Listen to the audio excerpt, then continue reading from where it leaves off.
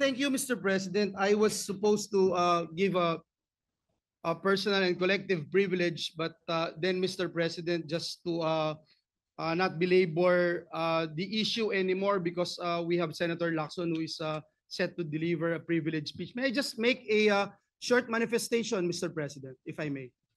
Yes, you may proceed. Yes, Mr. President, thank you. Mr. President, sabi po nung dating sikat na senador dito sa bulwagang ito, na itago natin sa pangalang Joker Arroyo, kapag bad ka, lagot ka. Pero ngayon, Mr. President, kapag good ka, lagot ka sa mga sindikato.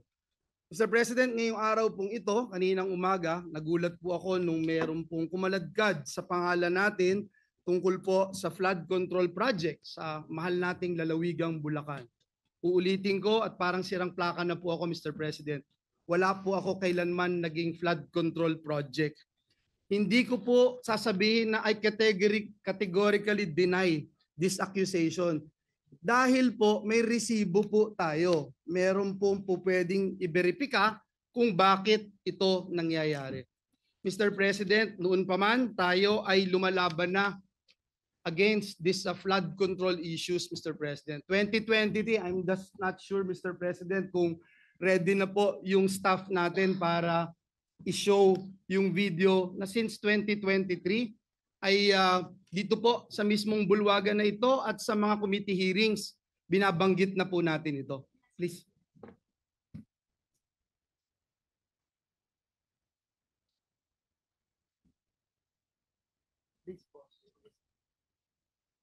Na kinausap ko nitong nakaraang Karina, ang lahat nagsasabi, mas worse. Yung dating hanggang bewang, lagpas tao na. Yung dating hindi binabaha, binabaha na. Hindi inaabot na bahay, binabaha na. So, I don't know how else to say this, Mr. Chairman. Yung 5,500 pala na programs, projects na natapos, na ipinagmalaki ng ating Pangulo noong SONA ay patsi-patsi lang.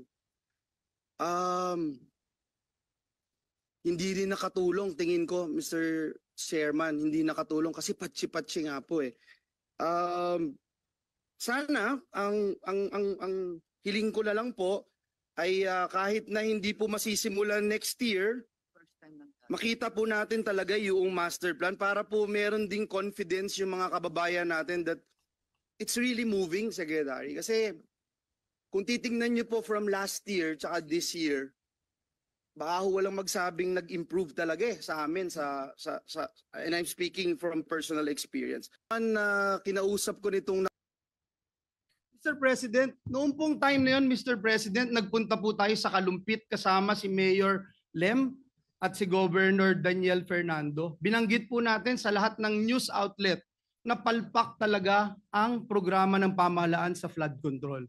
2 years later, Mr. President, ang Pangulo ng Republika ng Pilipinas pumunta rin po doon sa the same town with the same mayor and with the same governor at sinabi rin po ng ating Pangulo, palpak nga ang flood control program ng pamahalaan. Mr. President, para po tayong sirang plaka, dito sa Senado paulit-ulit, 1.4 billion pesos ang budget ng gobyerno pero nasaan po itong flood control na ito? In the same year, Mr. President, kanina sa Kamara, sinasabi in the same year, may program daw po si Joel Villanueva. Wala pong ma-verify, wala pong ebidensya, wala pong resibo. Pero patuloy po itong tinatanong. Mr. President, sabi ng matatanda, kung sino yung lumalaban, siya yung gusto nilang tamaan ng mga sindikato. And if you can't convince them, confuse them. Binanggit din po yan ni Mayor Vico Soto. Mr. President, hinahanap pa ba natin ang mastermind? Dito rin po sa bulwagan na ito, Mr. President, unang nasabi yung binabanggit kahapon ni Senate President Escudero, a name that cannot be mentioned. Walang iba kung hindi si Dracula, na ginawang tagapagbantay ng Kamara doon po sa National Blood Bank natin. Ngayon, Mr. President, nasan po si Dracula? Bumaba daw po yung dugo. Bakit? Kulang na po ba ang supply ng dugo? Kaya sa iba na humahanap ng dugo si Dracula? Sino ba ang mastermind nito, Mr. President?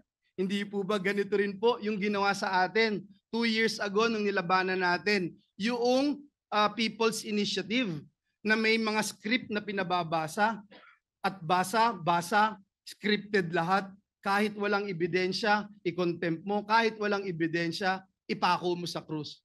Mr. President, hindi po tayo natatakot sa mga ganitong uri ng demolition job.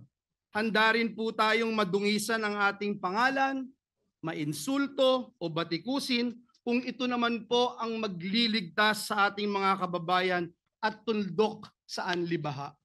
Mr. President, let me put this on record. Alam ko po kung bakit lumabas ang pangalan ko. Kahapon ho, Ginoong Pangulo, and Senator JV and Senator Chis would attest to this. May hawak po ako ng mga affidavits ng mga taga-DPWH sa Bulacan. Pinakita ko po sa kanila at sabi ko, i-bring up ko po doon sa committee ni Senator Marcoleta. Hindi ko po ito nagawa sapagkat alam naman natin, Mr. President and Majority Leader Migs, alam natin yung nangyari kahapon. So we were preparing, I didn't get the chance to attend the committee hearing. Pero ang sabi ko nga po kay SP Chis kahapon at kay Senator JV, this is way too low. Assistant District Engineer. Para namang, bakit naman pag-aaksayahan ko ito ng panahon? And then, ito nga po, lumabas bigla kahapon ang taong ito. And I'm not trying, Mr. President, na just to defend myself and hit this pawn, Mr. President. Kasi alam naman natin sinong may hawak dito. Kaya ang hiling ko po sa bulwagang ito, ang hiling ko rin sa ating Pangulo, alam ko na sincero po kayo. Alam ko po na masakit po sa inyo itong nangyayari. Pero klarong-klaro po sinong mastermind, Mr. President. Klarong-klaro po kung nasaan na si Dracula, kung bakit bumaba ang kanyang dugo kasi hindi na ho malaman kung saan tatago yung bilyon-bilyon o trilyon-trilyon sa lapi. Hindi na alam kung saan kaya bumaba po yung dugo. At mismo si Dracula sinasabi hindi naman niya gagawin ito kung walang basbas ng amo niya. Sino ba ang amo niya, Mr. President? Sino ba ang naglagay sa kanya bilang tagapagbantay ng national budget? So yun lang po, Ginoong Pangulo, ang nais kong sabihin. Mr. President, binanggit po kahapon ng ating Senate President Chis Escudero yung mga pangalang hindi pwedeng banggitin noon. Pero ngayon, Mr. President, may ginagawa ang Diyos, buhay ang Diyos. Ito pong nangyayaring ito, alam po niya na ito'y maglilid sa katotohanan at ang katotohanan ang magpapalaya sa atin. Uulitin ko po, Mr. President, hindi lang po categorically denying yung binabatong putik sa atin at para dumihan ang ating pangalan. May resibo po tayo, madaling verifikahin, tayo po ay more than willing mag-undergo at sumali sa anumang investigasyon sapagkat wala po tayong tinatago. Ngunit ang hiling ko, Mr. President, atin pong alamin at siguruhin na may ebidensya yung ating mga sinasabing sangkot dito. At sa mga susunod na pagdinig, bibigay ko po lahat ng aking nalalaman. Wala din po akong sasantuhin gaya ng sinasabi ko noon pa. At Mr. President, I will never betray my principle. I will never, ever,